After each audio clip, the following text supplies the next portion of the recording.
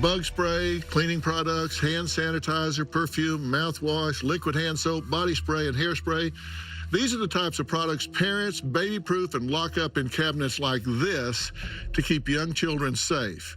Well, we had to do the exact thing today to keep my guests safe and away from items just like this. Erica is an admitted alcoholic who says when she can't find liquor, she'll go into bathrooms and kitchens looking for anything, and I mean anything, to get her high.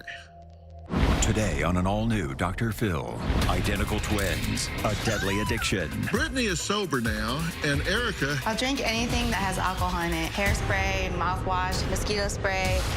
You're gonna sit there and say I'm addicted to kratom when you haven't even seen me in a whole year? Oh, because you're so concerned. Are you, in fact, jealous of your sister? I'm not jealous at all. I'm envious. It's the same thing. It's a synonym for the word jealousy. Just admit it. This girl's gonna die. Today's gonna be a changing day in your life. You've never had anybody working harder to bring you to the threshold of change than right now.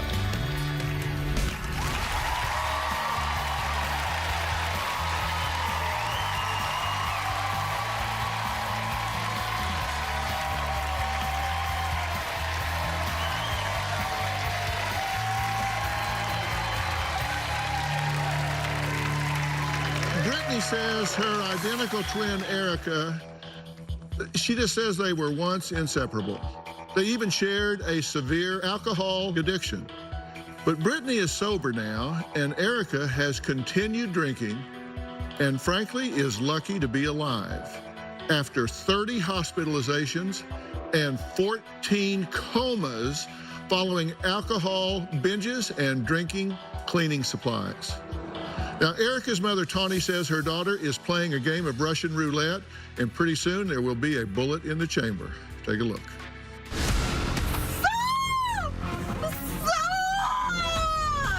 My sister is in complete denial of her addiction. It's easy. You don't see that? Oh my God.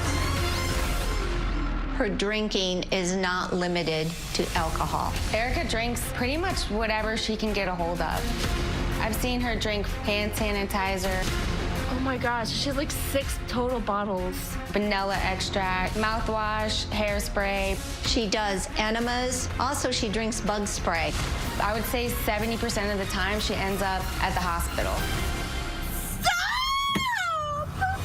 Erica has been in 14 comas, over 30 hospital stays. One time we were shopping and I found Erica drinking hand sanitizer in the middle of the aisle, and I literally had to carry her out of the store. Erica is constantly putting herself in danger because of her addiction. One time, Erica fell asleep at the wheel while taking Ambien, and she was found crashed into a pole.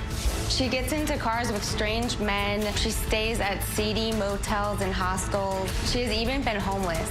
There have been holidays where she calls and tells me she just ate pizza from a dumpster. I feel like right now. It is like watching a slow suicide. Erica, what's going on? Were you having a nightmare? Yeah. What was it about? I was about to go.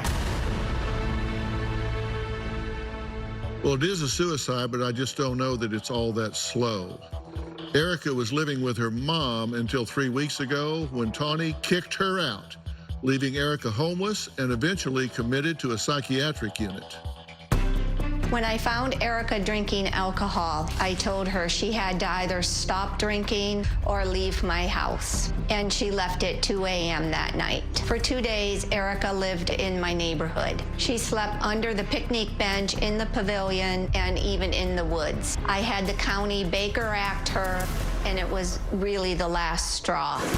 I was Baker acted by a police officer. He looked at me and was like, "You need help?" And I said, and then he took me in handcuffs. That time, I stayed 6 days in the psych ward. She took a train to New Jersey, 20 minutes away from Brittany. She was staying at a motel 10 minutes from my house. I called for a wellness check because I was worried. The motel room was a disaster. Oh my God, this is so gross.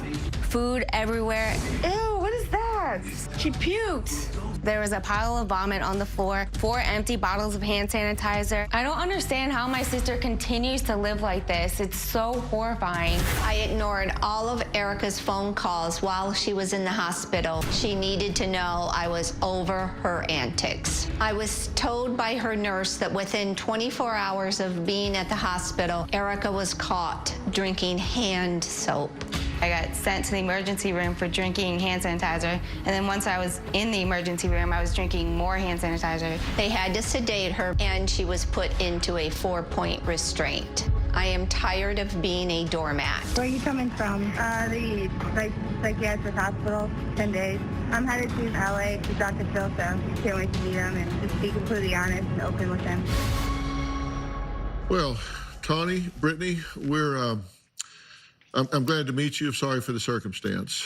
This is the kind of conversation that we're going to look back on a year from now as either the last serious conversation you had before you buried your daughter, your sister, or a turning point, one of the two. There's no middle ground here, right? Right. And how upset are you right now with your sister coming to New Jersey, and why? I'm just like extremely upset. I haven't seen her, really talked to her for an entire year.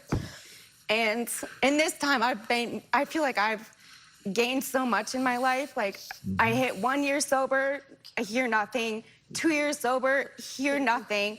And then all of a sudden, she's just up in New York, just coming to see me. Drunk. Yeah, drunk in a motel room 10 minutes from my house. Yeah, and let's take a look at this motel room. This is where she was staying, which reflects what she was doing. Exactly. So, in other words, she has no concern about respecting your sobriety or triggering you to get back into her world, right? No, none at all. Like, I had a gut feeling that she was gonna not stay in treatment and do exactly what she did. She was planning, because we found a writing, thanks to you, leave 7 days, give it a week, and then go to the cheapest local hotel to find a place to go to the lobby, get pickup. Makes my blood boil. Yeah. I don't know who she was gonna get a pickup from, because it wasn't me. Yeah, no, hell no. It wasn't you. So she's run through your retirement. She's run through every penny you've got, right? You probably think you're going to get a good talking to about enabling while you're here. We're way past that. This girl's going to die. I tell you what, I'm absolutely astounded she's not dead. In the hospital 30 times, been in a coma over a dozen times. What's this do to her brain? We have no idea how much brain damage we're dealing with here. This is looking at what she drinks.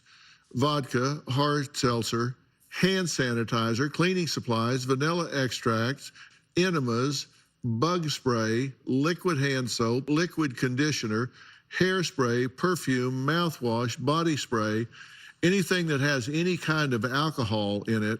I'm an alcoholic too, so I get like the desperation for alcohol, but I don't get that list. I would never drink cleaning supplies. I've never been on that level of desperate.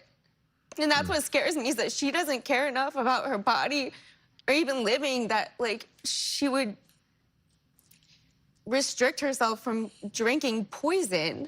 She's ordered a powder from Russia that is not licensed. It's not, it says clearly this is not for human consumption. So that excited her. I mean, that was like, wow, this must be really powerful. So she takes that. Now she's been homeless 4 or 5 times, and she's just going to have to stay that way as far as you're concerned, because you're not letting her come back home, right? No. Because we're going to make some hard decisions today, and we're going to deal with some hard truths that the two of you are going to have to embrace. Now, after spending 10 days in a psychiatric unit, Erica was discharged, traveled to Los Angeles with 2 sober escorts, and is here. Now, her mother and sister have not spoken to her since she's been in the hospital, but we're going to all talk to her after the break. It's time to get real, and you're going to be very surprised at what I have to say about this situation. very, very surprised. We'll be right back.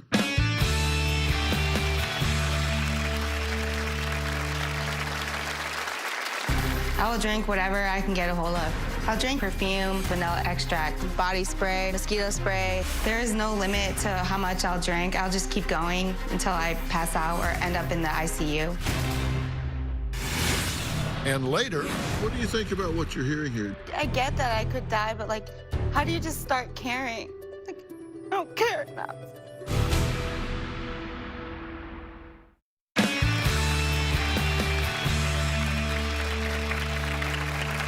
It's been just 6 days since Erica was discharged from a psychiatric hold after being found in a hotel room incoherent after drinking bottles of hand sanitizer.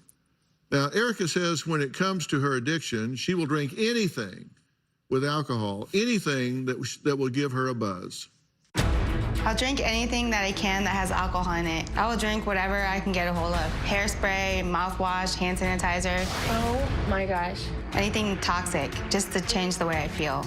I'll drink perfume, vanilla extract, body spray, mosquito spray. I've looked at every bottle to see what the ingredients are, and if it has alcohol in it, I would drink it. I've gone into the Dollar Tree and drank the mouthwash. I've gone into Home Depot and drank the hand sanitizer. There is no limit to how much I'll drink. I'll just keep going until I pass out or end up in the ICU. I'll do whatever I can to get buzzed and stay buzzed. Once I black out, I have no idea what happens to me. Sometimes I have to collect receipts to figure out where I've been. Hand sanitizer. I've woken up in the ICU over 10 times with a breathing tube down my throat, not even remembering how I got there. Look, she bought 4 total. This is another receipt. Oh my gosh, she has like 6 total bottles. I've OD'd more times than anybody should. I've been in this psychiatric hospital over 20 times.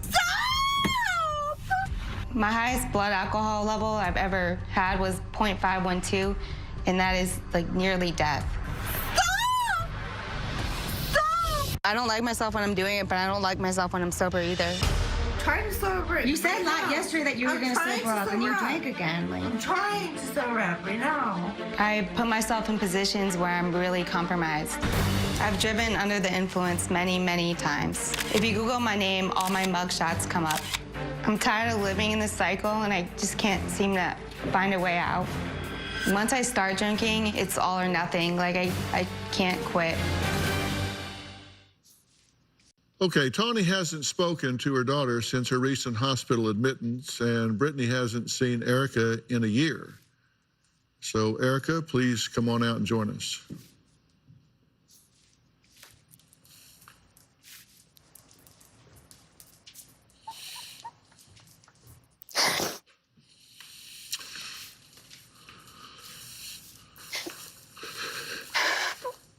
Well, Erica, how are you feeling? I'm like really happy to be here. I'm feeling scared. Yeah? What are you scared about?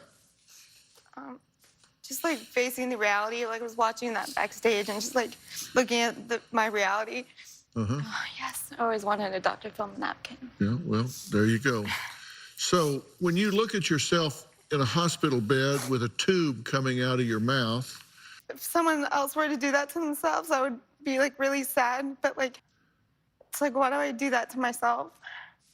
And like not even care. Like I would never want someone to drink hand sanitizer. Like I'd be scared for them.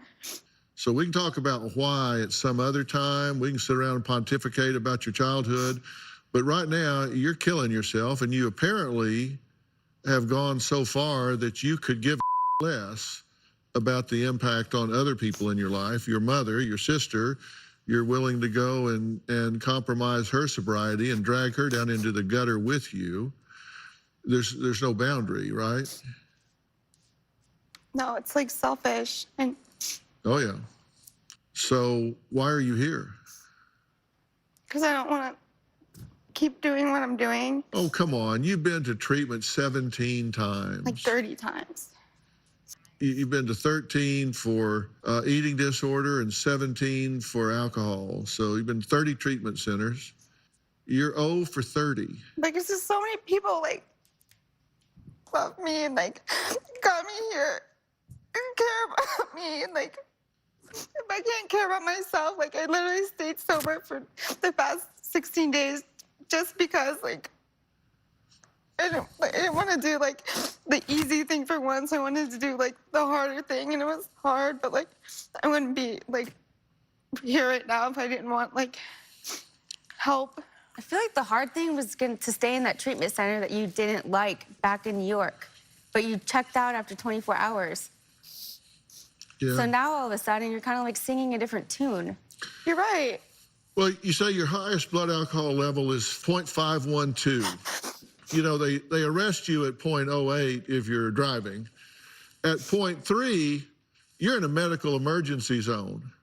At 0.3, tremors, memory loss, possible death. 0.35, possible death has gone up 50%. 0.4, difficulty breathing. Your heart slows down because it's shutting down the respiratory centers in your brain.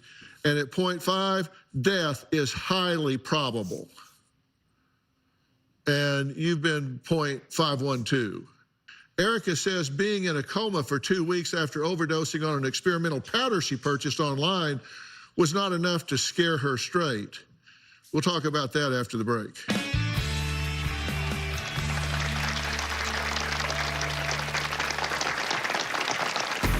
When I'm in the hospital, I'm not even thinking about the overdose. Erica's been on a ventilator every time she's been in a coma. 2 times she came out of her coma, she was in a psychosis. I had to come to terms with the fact that I could have a mentally disabled sister for the rest of my life.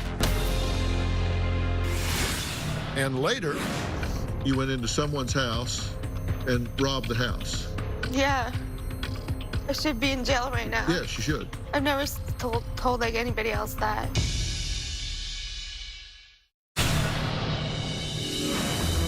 I've honestly tried nearly every drug.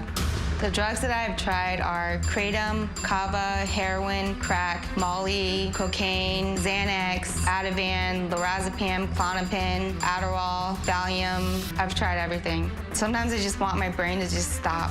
It's definitely all or nothing. Like I either go big or go home. Well, Erica says although she's an alcoholic, there is nothing she won't try to get high.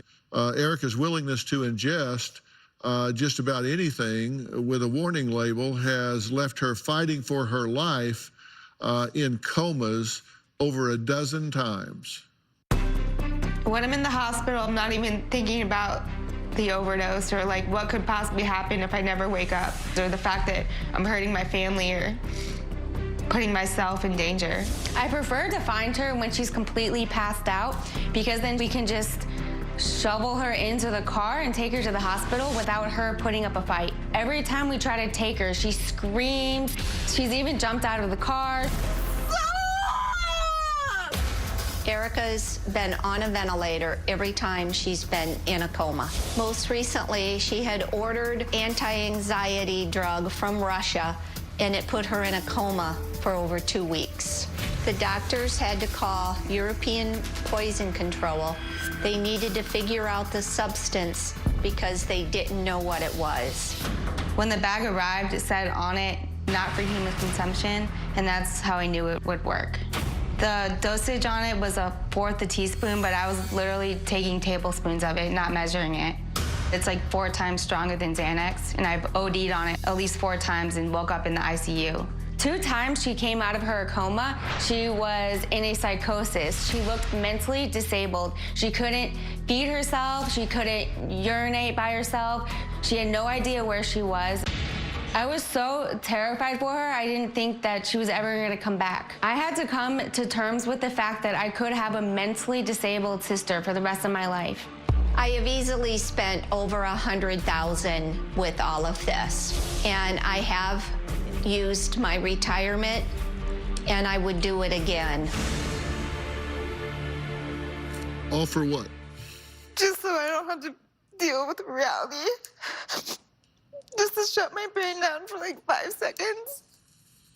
Because I don't want to be a responsible 31-year-old adult. I need a babysitter 24/7. And you think not for human consumption is a good thing? In my, like when I'm like in it, yeah. Well, joining us remotely is someone I want you to hear from. It's Dr. Joel Kahn.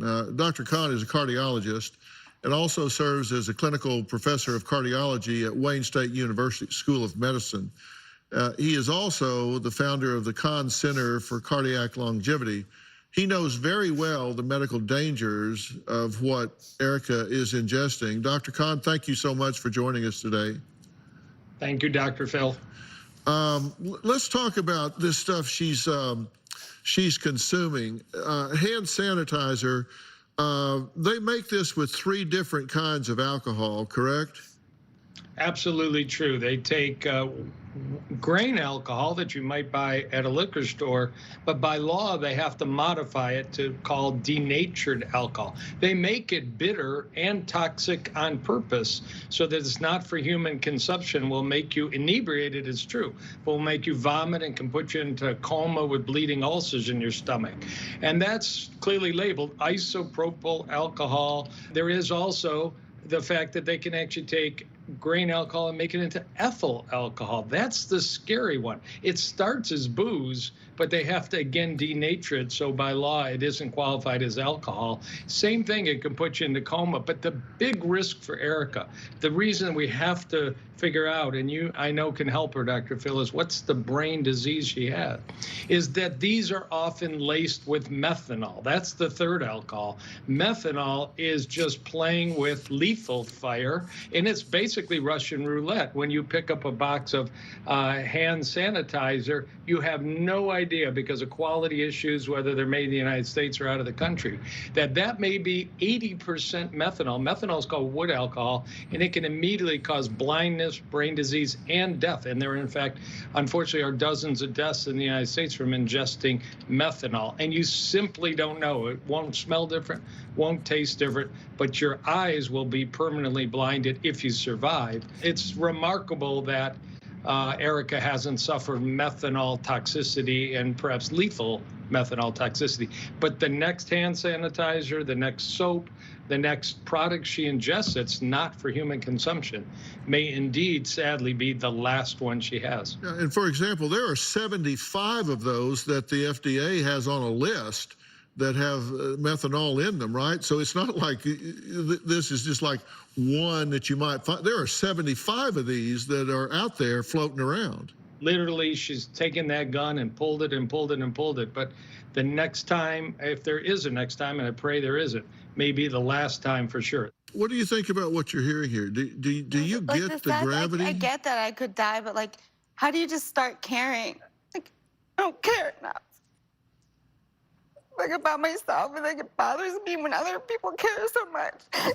Brittany says it's hard to be there for her sister because she believes that Erica doesn't care and is actually jealous of her sobriety and success. We'll be right back.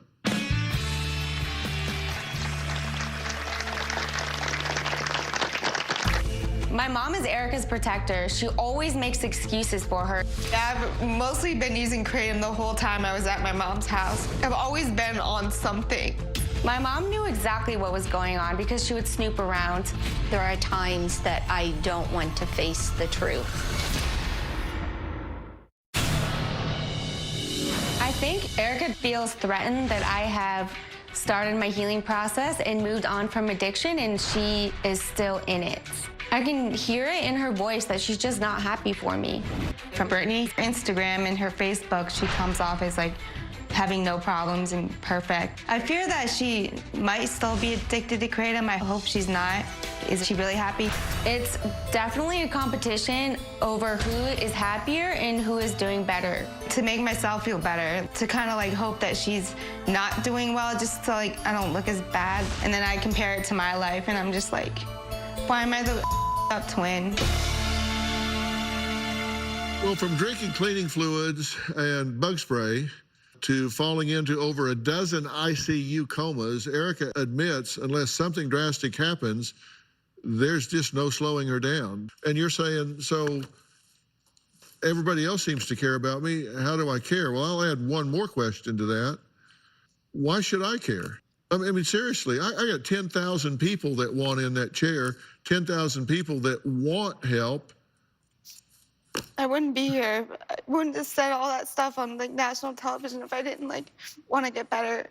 Part of me was like, I don't deserve to get like chosen for this. Like, don't deserve to get chosen for this show.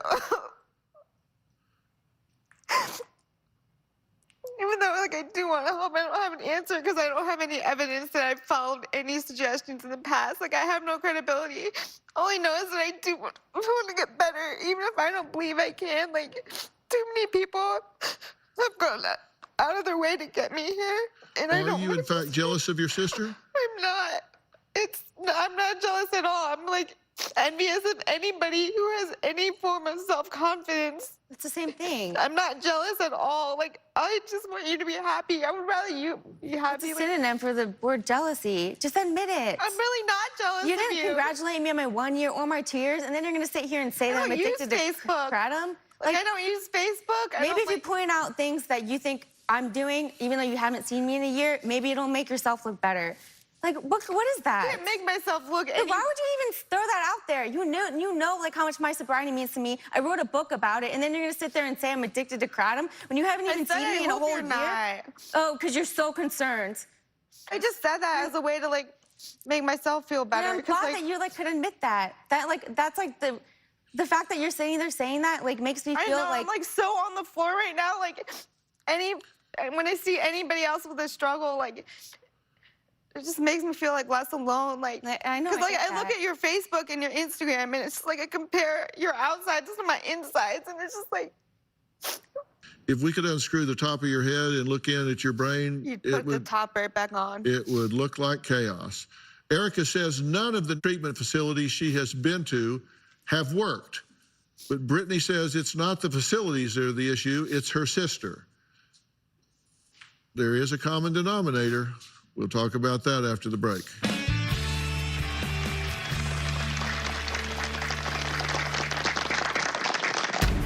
Erica said she's working on her program and attending meetings every day. People tell me all the time how worried they are for me. Just leave me alone. I don't think it's the treatment not working. I think it's her. We were studying abroad in Italy for 1 month and ended up partying with the Jersey Shore cast. Oh, I see that. Twinning. Really? How old are you? We were wasted the entire time and acted so crazy. People on social media were so nasty. The criticism from the Jersey Shore show hit me harder than I feel like it hit my sister. It was easier for me to brush off the death threats and rude comments than it was for Erica. People were judging me based on a couple choices that I made while I was intoxicated. I really fell into my eating disorder. I was not equipped to like handle it. Erica says footage of her and her sister partying with the Jersey Shore cast turned out to be another example of bad alcohol decision-making. Erica says when it comes to treatment, she works the programs to the best of her ability, but is that really true? A lot of different treatment centers wouldn't allow vaping. I would go a couple days and I would just like want to vape so bad that I would just leave the treatment center. It's like security for me. Like I have it around my wrist right now. It's just like comforting to have it. Erica uses all of the treatment lingo and knows exactly what to say to get out of there. She even does it to my mom. She said she's working on her program and attending meetings every day. It's just to ensure that she doesn't get kicked out. She puts 2% in and expects a miracle. Erica thinks that she only needs treatment if she's on a 2-week alcohol bender. People tell me all the time how worried they are for me, and that just annoys me, period. Just leave me alone. While in treatment, she was drinking perfume, cleaning supplies, and hand sanitizer by mixing it with water. I don't think it's the treatment not working. I think it's her. Well, let me ask you something. In all honesty, you haven't really given A fair shot, I haven't. because each time you've gone in, it's just been a dodge, right? Get them off your back in the moment, tell them what they want to hear until you can find a way to get back out. Yeah, and But like I just your want to mother, be. your mother booted you and you were on the street. What was your day like? I was just drinking until I passed out, drinking until I passed out, drinking until I passed out. And when you start drinking, your goal is you're going to pass out. You know The you're goal going is to to pass just out. not even be present. Like, I don't want to get tipsy. I don't even want to be, like, present. Like, I don't want to, like, seem like my reality, like, in aggregate is, like, disgusting to me. When someone asks me the question, like, well, why should we care? I'm like, that's a really good question. You have a list of reasons that you drink, and They're not good reasons. no, like, I wrote them down. I just thought, you know, number one, calm my nerves because I'm a failure.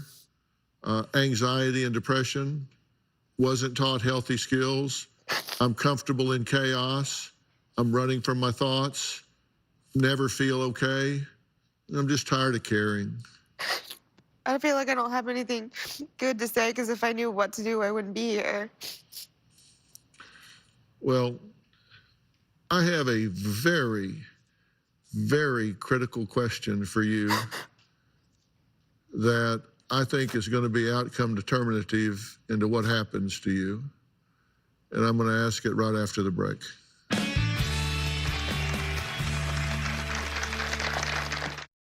Hey everyone, season 19 is underway. If you never made it to Hollywood to be a part of the studio audience, well, now it doesn't matter. If you're in Oklahoma, Georgia, Texas, New Jersey, or anywhere else in the world, now you can be a part of our virtual audience. Go to drphil.com and click on Be Part of the Audience for more information. When we were growing up, we didn't have anybody to look up to. My mom, she was always crying or emotionally unstable, and we had to take care of her. My sister and I were responsible for ourselves. We cooked, we cleaned. I had to grow up at a really young age. I developed an eating disorder when I was like 10. It gave me something to focus on. It was like the only one thing that I could control. I was about 25 when I started to really rely on alcohol as a form of changing the way that I felt. What got me involved with the sugar daddies was the quick money. I didn't grow up with a lot of money, so a guarantee that I would be able to have food on the table and like a shelter over my head. I was dating 50-year-old sugar daddies and upwards of 70 years old. I was going out with sugar daddies like every night. I literally set myself up. I'm planning for failure before I even start something. I wasn't taught like coping skills. I wasn't taught how to deal with stress or sadness or pain. I used food or drugs and alcohol. Honestly, I don't think about actually drinking it. I just think about the fact that I'm going to be numb afterward. It's worth it to me. Let me ask you something. You know, we're in Hollywood, and in Hollywood, they write scripts. And I want to know if you were going to write a life script, what would your life be like in a perfect world? To be happy and like present. Like I'm always in my head, I'm like preparing for what to do when I fail. Okay, so you would have some peace. And you said not worry about what is going to happen when you fail, so you would live without anxiety. Yeah. What would you want to do? I want to like help people. And you said that you would like to be happy. Yeah. Okay. And like be able to like contribute to society and like support myself. Okay. And how about your health? Yeah, I want to be healthy. You like to be healthy? Okay. Like exercise and get back into running. Uh-huh. So you're a runner? Yeah, literally. Yeah. Literally and figuratively. Yes. Okay. And what did you do for fun? It's hard to picture like what I would do for fun. Oh, I would definitely like have my dog with me. Huh? Like go to the dog park and like raise him like healthy. Even my dog has like so much anxiety. Uh-huh. Because of me. So be with your dog. Uh-huh. What kind of dog? Sheepadoodle. Uh-huh. Now where's your dog now? It's at my mom's house. Mm-hmm. There's nothing up there that is unrealistic. Yeah, it's like not even a tall order. But it feels so like I've just lowered the bar so low that it's just like, it seems impossible. If my choice was to go out and behave in a way that I wake up dead or with a breathing tube shoved down my throat, if somebody gave me some kind of a formula to do this instead of this, it'd be a pretty easy choice for me. I don't know. You know, we'll see. We'll be right back.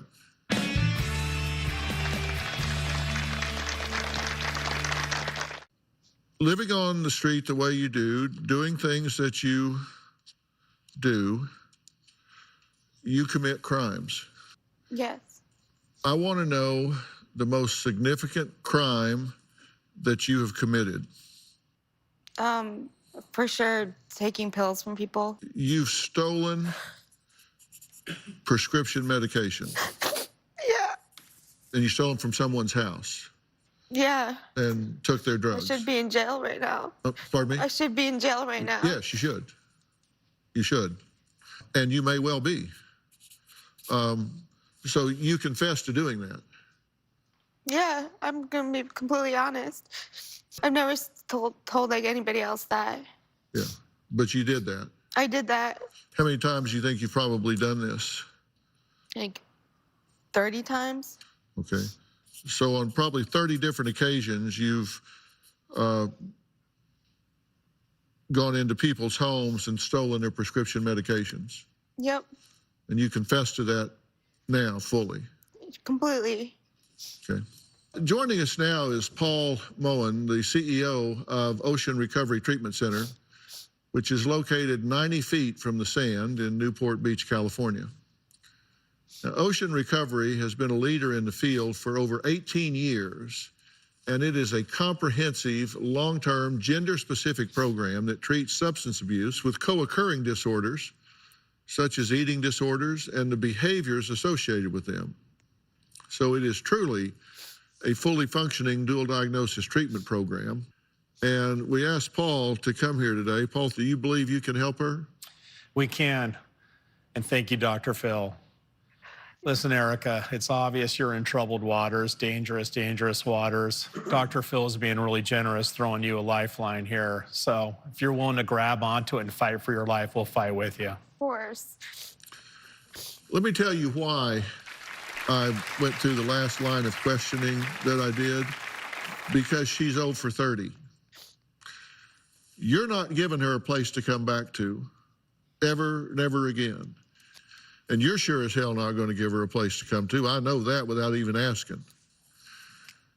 But the best predictor of future behavior is relevant past behavior. And so your likelihood of going down there and starting to feel that itch and wanting to run and go get high to avoid reality is going to come. It's not that Yeah, I know it's gonna come. it's not going to maybe come, it's going to come. And you need to understand when you do that you have confessed on national television to burglarizing 30 homes for prescription medication. I'm not gonna leave. And she's going to go to jail, and you're not going to bail her out. Because the only place she's going to stay alive is either with that man's help right there, giving her the assistance that she needs, or in jail. Thank you. I want to thank all of my guests today. A special thanks to Dr. Joel Kahn. Dr. Kahn, thank you so much. You have saved many lives today, Dr. Kahn. And also a special thanks to Paul Moen and Ocean Recovery. If you would like more information about today's episode, you can log on to drphil.com. You can find me on all the social media platforms, Facebook, Twitter, Instagram, TikTok, wherever I'm bouncing around. And don't forget to subscribe to Robin's podcast, I've Got a Secret. We'll see you next time.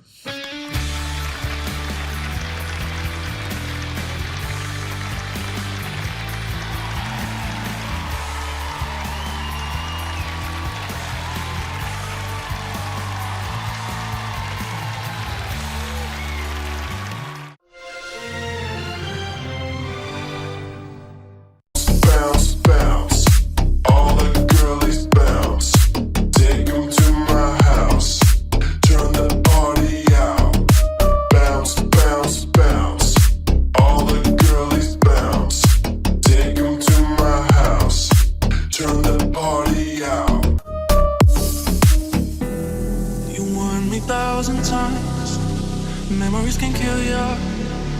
I didn't hear ya.